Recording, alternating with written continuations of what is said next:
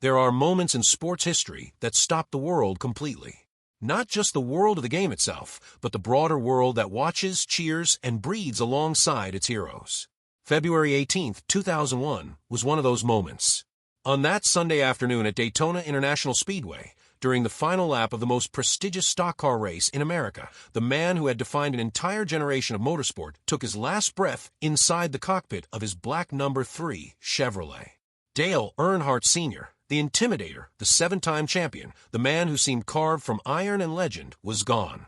And the details that emerged from his autopsy report in the days and weeks that followed were some of the saddest, most sobering truths the sport of NASCAR had ever been forced to confront. This is not just a story about a crash. It is a story about a man, a sport, and a reckoning that changed the way racing understood life and death. It is about what the medical examiners found inside that report, what it revealed about human vulnerability, and why those findings still matter more than 2 decades later. To understand the weight of what that autopsy report carried, you first have to understand who Dale Earnhardt Sr. was. Not just as a driver, but as a symbol. Born in Kannapolis, North Carolina, in 1951, Earnhardt grew up in a racing household. His father, Ralph Earnhardt, was himself a respected stock car driver, and the younger Dale absorbed that culture of speed and determination from childhood. He did not take the easy road into professional racing. He scraped, struggled, and sacrificed through his early years, working odd jobs just to keep his racing dreams alive, while his first marriage fell apart under the financial pressure. But the sacrifice paid off.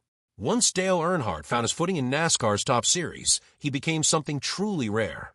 A driver who combined raw aggression with a deeply strategic mind. He could see the track differently than most of his competitors. He knew when to push and when to wait. He had an instinct for drafting, for positioning, for understanding the invisible currents of air and momentum that determine the outcome of a 500-mile race. By the time the 1980s were in full swing, he was already being spoken of in the same breath as the all-time greats. And by the time he had claimed his 7th championship in 1994, tying the legendary Richard Petty, there was a genuine argument that Dale Earnhardt Sr. was the greatest stock car driver who had ever lived. His personality was a perfect match for his driving style. He was gruff, competitive, and unapologetically direct. He did not give an inch on the track and rarely gave one off it. He earned the nickname the Intimidator not through a marketing campaign or a television appearance, but through years of making other drivers genuinely nervous when they saw his black car filling their rearview mirrors.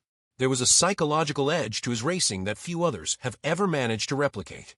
He made people afraid before the first corner was even reached. And yet, those who knew him well describe a man of deep warmth and loyalty. He was devoted to his family, passionate about hunting and fishing, and fiercely protective of those in his inner circle. He was the kind of man who commanded a room without trying. When Dale Earnhardt walked into space, people noticed. When he spoke, people listened. He was, in the fullest sense of a word, larger than life. Which made what happened on that February afternoon all the 2001 Daytona 500 was shaping up to be a triumphant day for Earnhardt's team.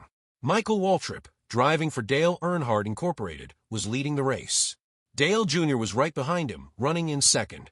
And Dale Sr. himself was in third, doing something that told you everything about the man. He was sacrificing his own chance at victory to protect his teammates. He was playing the role of blocker, shield, and strategist all at once, using his car and his decades of Daytona experience to keep the chasing pack at bay and ensure that either Waltrip or his son would take the checkered flag. It was a selfless act wrapped inside a brutally competitive sport. And for most of that final lap, it was working perfectly. As the field thundered through the final turns at Daytona, the situation was almost exactly as Earnhardt had designed it. Waltrip was about to win his first Daytona 500. Junior was set to finish second. Senior, the architect of the whole arrangement, would come across in third. It should have been a perfect ending. A story for the ages. The Intimidator, older and wiser, guiding the next generation to glory. Then came the contact. As Earnhardt navigated the high banks of Turn 4 with the finish line seconds away, Sterling Marlin's car made contact with the rear of the number 3 Chevrolet. It was not a violent collision. By NASCAR standards, it barely registered as notable. Drivers make contact like that dozens of times during a race. Is part of the physics of high-speed pack racing the inevitable consequence of 40-plus cars sharing narrow lanes of asphalt at enormous speeds. The contact itself was almost unremarkable. What happened next was not. Earnhardt's car deflected slightly downward, then corrected upward toward the outside wall. Ken Schrader's car came alongside at precisely the wrong moment. The two vehicles made contact, and the combined effect sent the number 3 Chevrolet into the outside concrete retaining wall at a sharp angle. The car hit the barrier hard and came to rest at the base of the wall. There was no dramatic explosion, no fire, no spinning wreck of flying debris.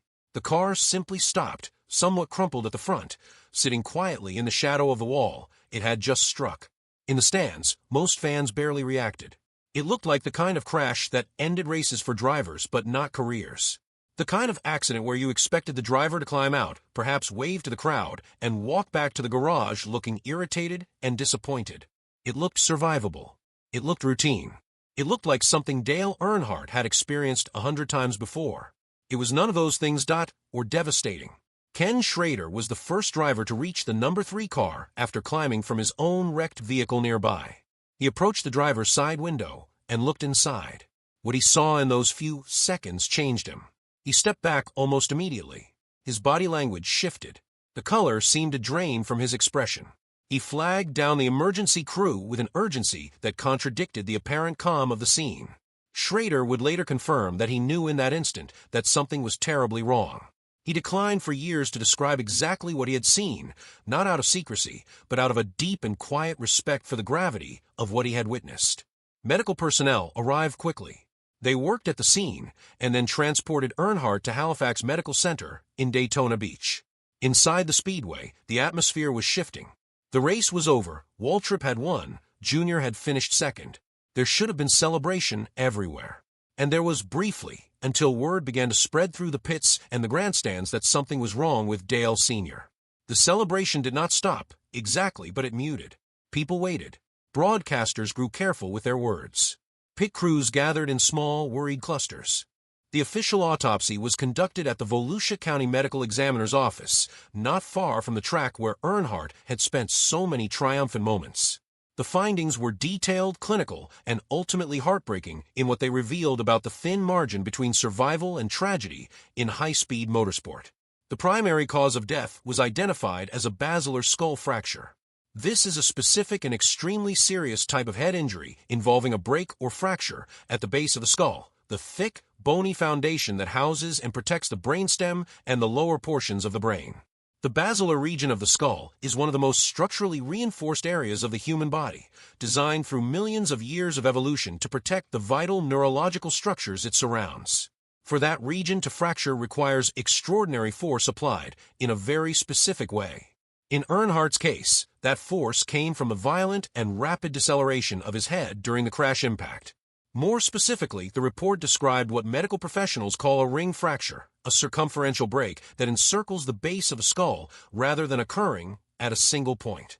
Ring fractures of this type are typically caused by extreme axial loading, meaning force that travels along the length of the spine and compresses or shears the skull from the vertebrae beneath it. In practical terms, what happened to Dale Earnhardt was that the violent forward and then rearward motion of his head during the crash created forces that the bones at the base of his skull simply could not absorb or redirect. The fracture was catastrophic and instantaneous. Medical experts who reviewed the findings noted that this type of injury causes immediate and complete cessation of brain function. There is no period of consciousness after a ring fracture of this severity. There is no awareness, no pain, no gradual fading.